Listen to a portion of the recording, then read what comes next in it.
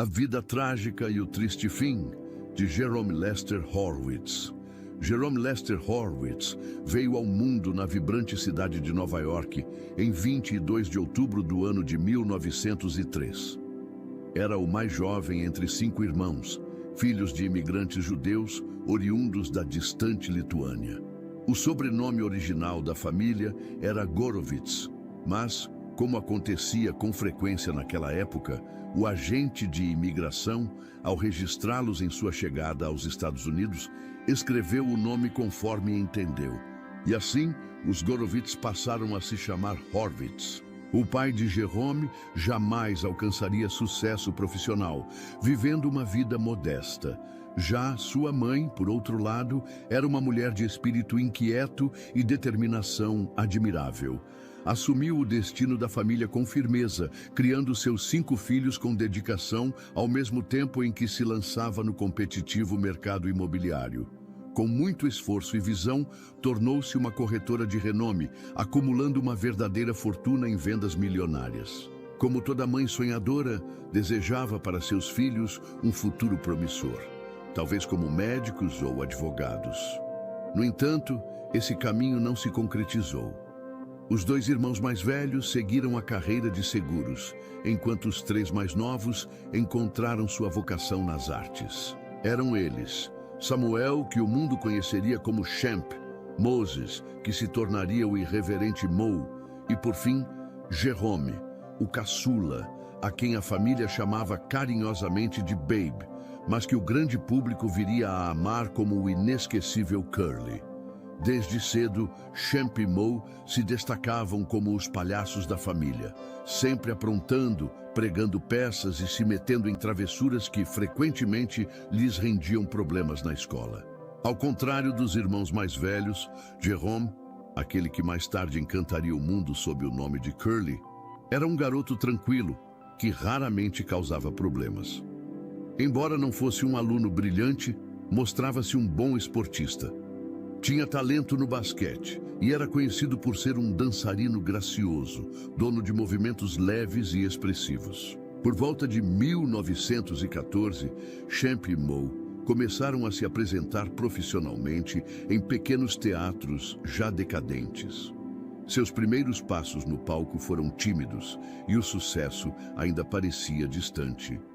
No entanto, eles podiam contar com a admiração constante de seu irmão mais novo, que os acompanhava com devoção e encantamento.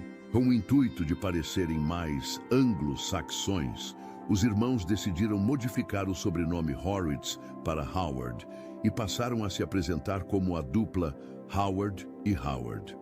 Já em 1916, quando Jerome tinha apenas 13 anos, sofreu um acidente que quase lhe custou a vida. Enquanto caçava com um rifle calibre 22, a arma disparou acidentalmente, atingindo seu tornozelo.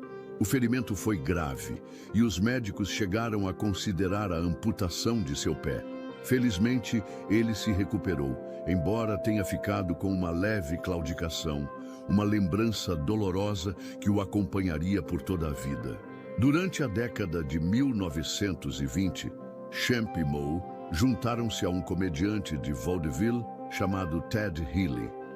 Mais tarde, o grupo foi ampliado com a chegada de um violinista irreverente, Larry Fine, e de outro artista cômico, Fred Sanborn. Com isso, a trupe passou a se apresentar sob o nome Ted and His Stooges, que significava Ted e seus capangas. No entanto, o termo Stooges acabou sendo traduzido para o espanhol como chiflados, ou seja, patetas, e assim nasceria o embrião do grupo que encantaria gerações. Ted Healy e seus 4 patetas rapidamente conquistaram o público, alcançando notoriedade suficiente para estrelarem até mesmo um filme.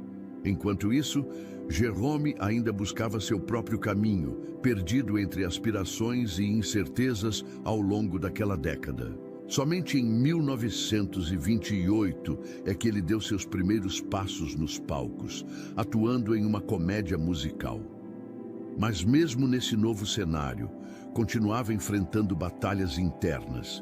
especialmente no esforço de se libertar da influência dominante de sua mãe.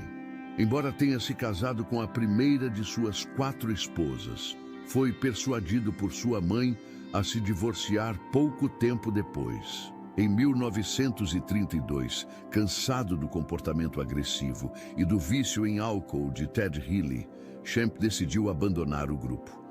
Foi então que Moe teve uma ideia decisiva. Sugeriu a entrada de seu irmão mais novo, Jerome, como substituto. No entanto, Healy não aprovava sua aparência. O bigode espesso e os cabelos grossos destoavam da franja de Moe e dos cachos de Larry. Para agradar, Jerome fez um sacrifício pessoal. Aceitou raspar completamente a cabeça, mesmo detestando a ideia. Sentia-se pouco atraente sem cabelo e acreditava que isso afastaria o interesse das mulheres, algo que o afetava profundamente. Ironicamente, após raspar completamente os cabelos, Jerome passou a se apresentar com o nome artístico de Curly, que em inglês significa cacheado ou encaracolado. Uma escolha curiosa, quase cômica por si só, mas que, de alguma forma, combinava perfeitamente com o espírito irreverente do personagem que nascia ali. Embora não tivesse formação em artes dramáticas, nem experiência significativa nos palcos, Curly revelou um talento absolutamente extraordinário. Com seus tiques inusitados, expressões faciais únicas e uma capacidade impressionante de improvisação, ele rapidamente se tornou o centro das atenções, a verdadeira alma do espetáculo. Sob a liderança de Ted Healy, os agora intitulados Três Patetas brilharam juntos durante alguns anos. Contudo, com o tempo, Moe, Larry e Curly perceberam algo evidente. O público vinha por causa deles, e não por Healy. Decidiram então trilhar seu próprio caminho, assumindo o controle de suas carreiras. Com a formação clássica consolidada, Moe, Larry e Curly, os Três Patetas filmaram quase 100 episódios, um feito notável. Ao longo dessa fase, ganharam quantias consideráveis de dinheiro. No entanto, apesar das advertências constantes de Moe sobre a importância de economizar, Curly era impulsivo e generoso demais com seus gastos. Dinheiro para ele parecia feito para ser vivido e não guardado. Por volta de 1944, sinais de esgotamento começaram a surgir. Curly aparentava estar mais lento, com menos vitalidade, e sua voz, antes aguda e vibrante, soava agora mais grave e cansada. Não era mais o mesmo. Suspeita-se que ele possa ter sofrido um pequeno derrame naquela época, um sutil, porém trágico, prenúncio do que ainda estava por vir. Seu estilo de vida deixava a desejar. A alimentação era desregrada e o consumo de bebidas alcoólicas se tornava frequente. Em 1945, após insistência de Moe, Curly se submeteu a um check-up médico. O diagnóstico foi preocupante: hipertensão arterial, obesidade avançada e hemorragia retiniana. Como se não bastasse, enfrentava o desgaste emocional causado pelo divórcio de sua terceira esposa. A união durara apenas alguns meses, mas o prejuízo foi grande. Entre os bens perdidos estava uma luxuosa residência que ele havia comprado especialmente para viver com ela. No dia 6 de maio do ano seguinte, durante uma pausa nas filmagens, Curly sofreu um derrame severo. Estava sentado, com a cabeça inclinada para frente, e não conseguia responder quando alguém falava com ele. Embora tenha se recuperado parcialmente, suas sequelas foram visíveis: movimentos comprometidos e dificuldade na fala. Durante esse período delicado, foi seu irmão mais velho, Champ, carinhosamente chamado de Jem pela família, quem assumiu seu lugar nos Três Patetas. Curly, sem renda e com o hábito de gastar tudo o que recebia, logo enfrentou sérias dificuldades financeiras. Demonstrando companheirismo e carinho, Moe, Jem e até Larry, que não era irmão de sangue, mas um verdadeiro irmão de vida, passaram a dividir parte de seus próprios salários para ajudá-lo mensalmente. Em 1947, numa tentativa de lhe devolver ânimo e motivação, Curly foi convidado a fazer uma participação especial em um episódio dos Três Patetas.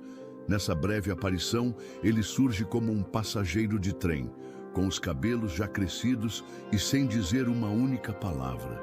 Aquela cena singela guardaria um significado muito especial. Foi a única vez que Curly e Champ apareceram juntos na tela como integrantes dos Três Patetas. Apesar das limitações físicas e do peso da doença, a esperança ainda batia à porta de Curly. No ano de 1947, ele casou-se pela quarta vez, encontrando algum consolo nos afetos da nova esposa. No ano seguinte, em 1948, veio ao mundo sua segunda filha, um momento de alegria em meio a tantas dores. Com esforço e dedicação, Curly conseguiu perder peso e demonstrava sinais de recuperação. No entanto, a carreira que o consagrara já pertencia ao passado. Logo após o nascimento da filha, outro duro golpe, um novo derrame ainda mais severo, que o deixou preso a uma cadeira de rodas. A partir de então, sua saúde entrou em franco declínio. Passou a depender de cuidados constantes e seu dia a dia se tornava cada vez mais difícil. Em 1950, já não conseguia levantar-se da cama. No ano seguinte, em 1951, sua esposa, exausta com o peso da responsabilidade, tomou a difícil decisão de interná-lo em uma casa de repouso. Ela já não conseguia mais cuidar dele sozinha. Infelizmente, o destino ainda lhe reservava mais sofrimento. Curly sofreu seu terceiro derrame e, dessa vez, perdeu por completo a capacidade de se comunicar. Quando alguém lhe dirigia a palavra, ele apenas chorava, incapaz de expressar pensamentos ou sentimentos de forma clara. Seu silêncio dizia tudo. Ao final daquele mesmo ano, sua condição mental e cognitiva havia se deteriorado a tal ponto que a casa de repouso não pôde mais mantê-lo sob seus cuidados. Os administradores solicitaram sua transferência para uma instituição psiquiátrica. A família, comovida e firme, resistiu. Moe, em especial, empenhou-se pessoalmente para garantir que o irmão fosse acolhido com dignidade em um sanatório mais humano e adequado. Foi ali, nesse refúgio de silêncio e resignação, que Jerome Lester Horwitz, o inesquecível Curly, encerrou sua trajetória. No dia 18 de janeiro de 1952, seu sofrimento finalmente encontrou descanso. Ele tinha apenas 48 anos. Assim, se encerrou a vida de Jerome Lester Horwitz, o eterno Curly, um homem cuja alma inocente e talento inato fizeram rir gerações inteiras ao redor do mundo. Atrás das câmeras, havia um ser humano sensível, marcado por fragilidades, mas dotado de uma capacidade única de arrancar sorrisos, mesmo nos dias mais cinzentos. Curly não foi apenas um comediante. Ele foi um símbolo de alegria espontânea, um artista que, mesmo sem palavras, dizia tudo com um simples olhar, um gesto ou um daqueles inconfundíveis sons que só ele sabia fazer.